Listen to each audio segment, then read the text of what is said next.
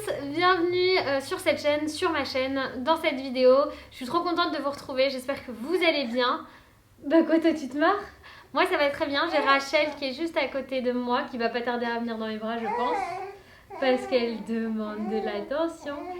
Et justement je vais vous faire une vidéo sur quelque chose qui me tient particulièrement à cœur, c'est quelque chose que j'ai très mal vécu par rapport à Rachel d'ailleurs, c'est ma péridurale pendant mon accouchement. Ça a été terrible et je voulais absolument vous en parler parce que j'ai eu plein de témoignages qui allaient dans ce sens-là. Je vais d'abord vous raconter mon passif avec la péridurale, c'est très simple. La première fois que j'ai accouché, donc d'Eliora, mon anesthésiste, c'était le cousin de mon papa. Donc Bernard, si tu passes par là, merci. Et du coup, j'ai eu une anesthésie de rêve. Bien sûr, c'est pas agréable quand on la pose, mais franchement, je m'attendais à un truc hyper douloureux. Et non, ça m'a pas fait hyper mal, il me l'a super bien posé, j'étais trop bien. Et là, quand j'ai accouché de Rachel, j'ai pas du tout accouché dans les mêmes circonstances. Faut savoir que pour Eliora, j'ai accouché dans le privé. Pour Rachel, j'ai accouché dans le public. Et ben c'est un peu comme l'histoire des écoles privées et des écoles publiques. Il y a beaucoup plus de moyens dans le privé et du coup et ben, on est quand même mieux par rapport à ça. Après ça dépend aussi du personnel. Mais là ce qui s'est passé, je pense que je vais pas trop le blâmer, même si à un moment donné je lui ai quand même fait une remarque et qu'il a un peu évincé. Je sais même pas comment il s'appelle cet anesthésiste. C'est pas celui que j'avais rencontré pour mon rendez-vous déjà. Je trouve ça tellement étrange de voir un autre anesthésiste plutôt que celui qu'on aura pour son accouchement, mais bon, passons. Tout s'est mal passé. Tout s'est mal passé. Mais de A à Z, heureusement que la fin a été... Mais bon, bref. Il vient, déjà, c'était une journée où il y a eu beaucoup de naissances, le 22 octobre 2019. Donc on a demandé l'anesthésie à un moment donné, parce que... Voilà, ça faisait un moment, j'avais très mal. Au bout d'un moment, je ne peux plus supporter la douleur et je préfère clairement ne pas avoir à souffrir, sentir mais ne pas souffrir. Voilà, ça c'est mon parti pris. J'entendais les femmes qui accouchaient de façon naturelle sans péridurale dans la salle nature qui était juste à côté.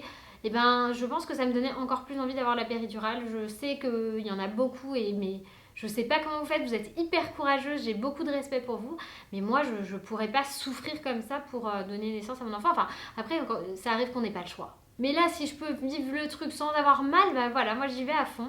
Sauf que ça s'est pas du tout passé comme pour Eliora, puisque déjà donc, il était très occupé, donc il a eu vachement de temps à venir. Mais ça encore, je l'ai pas, je veux dire, j'ai pas râlé, j'ai pas rouspété, enfin c'est comme ça. Je crois qu'il y avait 12 bébés qui sont nés en même temps qu'Eliora, c'est pour vous dire, c'est assez énorme. En même temps que Rachel, pardon, c'est assez énorme. Eliora, je crois qu'on était 4 sur les 3 derniers jours, c'est pour vous dire.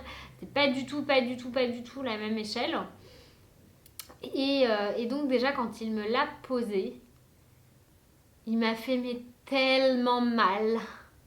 Mais cette douleur, j'en ai les larmes aux yeux rien que de vous en parler. Il m'a fait extrêmement mal. Mais ça a été... cette douleur, elle m'a suivie pendant des semaines après l'accouchement. C'est pas juste j'ai eu mal, je suis pas quelqu'un de douillette, hein, mais j'ai eu très mal. Et pour moi, j'ai senti qu'il y avait un truc qui s'était pas bien passé. Et en plus, comme je pense qu'il l'a vu aussi, parce qu'il a essayé de se rattraper, il a bougé un peu, il a rappuyé, je sais pas ce qu'il a fait. Mais quand il m'a piqué, il m'a mal piqué. Et je l'ai senti tout de suite, j'ai regardé Loïs en tremblant de douleur parce qu'il ne faut pas bouger. Et j'avais les larmes qui coulaient de mes yeux. Je ne me rappelle pas avoir eu autant mal de ma vie. De ma vie. Je ne me rappelle pas avoir eu mal comme ça. Au bout d'une heure, j'avais toujours mes contractions très douloureuses parce que j'étais en plein travail. Et sauf que moi j'avais pas en gros ça a duré longtemps parce que j'avais pas la poche des os percée, elle était juste fissurée. Et comme il y a beaucoup de monde, ils m'ont laissé comme ça pendant longtemps. Mais ça, il faut aller voir dans le récit de mon accouchement, dans mon vlog d'accouchement, enfin voilà. Et donc j'ai mal, mes contractions me font de plus en plus mal. Et je me rends compte que par contre, je sens de moins en moins mes jambes. Je m'inquiète de ouf parce que Eliora, ça ne m'a pas fait ça. Et donc déjà, on rappelle parce que du coup, j'ai mal, quoi. Je suis prostrée, je fais mes exercices de respiration, j'ai mes douleurs de contraction, voilà. Le travail continue d'avancer quand même malgré le fait que la poche des os soit pas complètement percée. Au bout d'une heure, il me dit non, mais rappuyez sur le bouton, sur la pompe, parce que c'était avec une pompe. Moi, pour Eliora, déjà, j'avais pas eu de pompe. J'étais dosée et c'était dosé, quoi. Là, j'avais une pompe. Donc, il me dit, rappuyer sur le truc. Donc, je rappuie. J'ai rappuyé plusieurs fois parce que je sentais toujours les contractions. Je les sentais toujours, mais puissance 1000, quoi. Il n'y avait eu aucune différence. Et vraiment, quand il m'a tout mis en place, je me suis dit, bon, c'est bon, dans 15 minutes, j'ai plus mal. Au bout d'une heure, je vous dis, je le fais revenir et tout ça. Et puis, le pauvre, oui et non, parce que pour moi, il m'a massacré le dos, clairement. Ben, il était tellement débordé, je pense qu'au bout d'un moment, tu fais ça un peu à l'arrache. Moi, il a commencé à poser. Il a dû repartir au milieu de la pause et revenir. Pour vous dire, c'était ni fait ni à faire, cette anesthésie, en fait, cette péridurale. Il était tellement débordé, il y a eu tellement d'urgence qu'il me pose le truc. Il finit pas de poser encore. Il me dit, attendez-moi, je suis restée assise sur le bord du lit pendant, je sais pas, un quart d'heure, 20 minutes à attendre qu'il revienne. Parce qu'en fait, il était tellement débordé. Et je pense que c'est ça le vrai problème. Je vous dis, voilà, je vais pas le pourrir. Il n'y a pas eu une grave erreur médicale. Maintenant, ça aurait pu être grave. Parce qu'il faut quand même pas déconner avec la péridurale. Là où c'est posé, on peut se retrouver... il y a des histoires horribles de femmes qui restent handicapées. Enfin, bref. Et donc... et on le fait revenir encore une fois, je sais plus combien de temps après là maintenant, je sais plus, mais on le fait revenir et il dit mais non, appuyez, et puis en fait je me rends compte, je le fais plus venir parce que je me rends compte assez rapidement que je sens toujours mes contractions, mais comme s'il ne m'avait rien fait, mais que je suis incapable de bouger mes jambes. Et je vous assure que c'est flippant. J'ai fait venir la sage-femme en disant mais je peux plus soulever mes jambes, elle venait me faire des examens, je pouvais pas moi-même relever mes jambes, j'étais obligée de les porter ou elle de les porter, enfin c'était horrible, et c'est de mal en pis, mais de mal en pis, parce que là maintenant on me perce enfin la poche des os. Et donc là, ça va très très vite. J'accouche en 5 minutes de Rachel. Enfin voilà, ça va très très vite. Oui. Tu veux dire c'était rapide? T'es sortie tout de suite? Oui. Et donc j'accouche en 5 minutes de Rachel, machin et tout. Et je ne peux toujours pas bouger mes jambes. La seule bonne nouvelle, c'est qu'à ce moment-là, ça avait dû se rebouger. Je sais pas ce qui s'est passé. Mais en gros, ou alors c'est moi qui ai très bien supporté cette douleur finalement. Mais en gros, j'ai pas eu mal quand j'ai poussé. J'avais mal pour mes contractions, mais je n'ai pas eu mal quand j'ai poussé. Je l'ai bien senti descendre, alors ça je peux vous dire que je l'ai senti complètement mon accouchement, mais par contre je n'ai pas eu de douleur.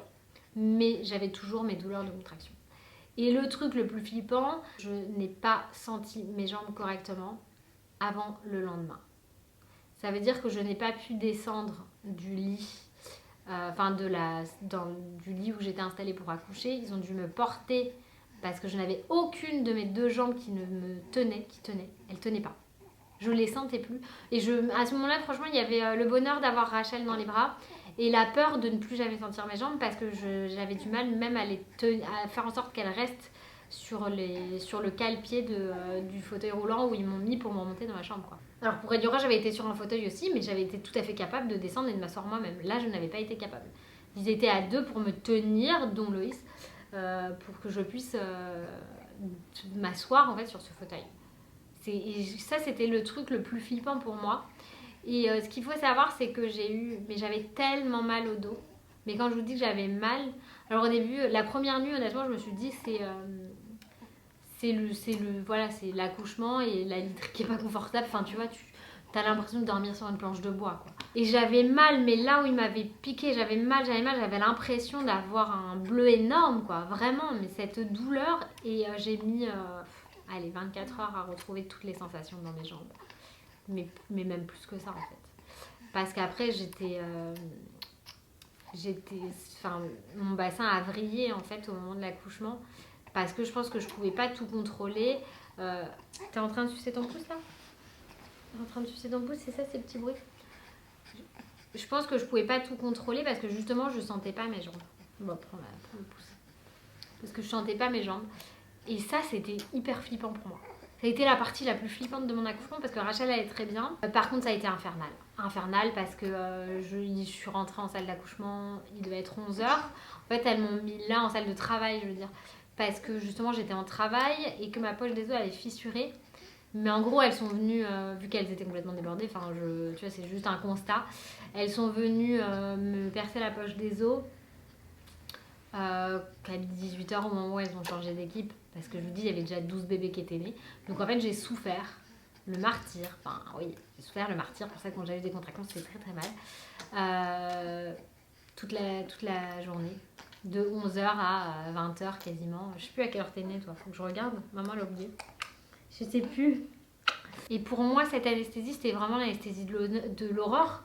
Parce que j'avais cette douleur. Et j'avais pas. Et j'avais quand même. Enfin, qui servait à rien, quoi. J'ai eu cette douleur quand il m'a piqué.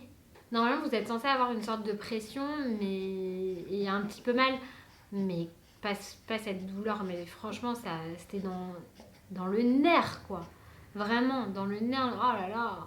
Rien que d'y penser, je vous jure, j'ai mal. Pendant des jours et des jours, voire des semaines, j'avais encore les jambes hyper faibles. Et là, encore aujourd'hui, vous voyez, là, je suis assise en tailleur. Et en fait, depuis cette anesthésie, dès que je reste trop longtemps les jambes repliées, j'ai des fourmis dans les pieds. Donc là, je vais remettre mes jambes allongées parce que tout de suite, j'ai des fourmis dans les jambes en fait. Comme si, je sais pas, comme si ma circulation se faisait plus correctement depuis cet accouchement. Mais du coup, voilà, je voulais vous donner un peu mon expérience et je pense que je le dis, si je dois avoir un jour un troisième enfant, pour l'instant, sachez que ça n'est pas du tout à l'ordre du jour. Et ben, je retournerai dans le privé. En fait, en France, on a un super système de santé. Mais on ne donne pas les moyens aux médecins, ni aux auxiliaires ou aux infirmières. On ne leur donne pas les moyens d'exercer correctement. Et ça, c'est juste pas possible. C'est pas possible de continuer comme ça. Donc, je voulais vous partager mon témoignage sur cette péridurale. Voilà, autant celle d'Eliora, c'était un bonheur. Je sentais tout, je n'avais pas mal. Autant celle de Rachel, je sentais tout et j'avais très mal. Voilà. Donc comme ça, j'aurais connu les deux. La réussie et la ratée. Hein, mon cœur. Voilà, n'hésitez pas à me partager vos propres expériences, qu'elles soient bonnes ou mauvaises, en commentaire. Je répondrai bien évidemment à vos commentaires. Je vous fais plein de gros bisous. Je vous dis à bientôt pour une prochaine vidéo. Bye bye. Tu dis bye bye, toi? C'est de toi qu'on parlait un peu. Hein. Bye bye.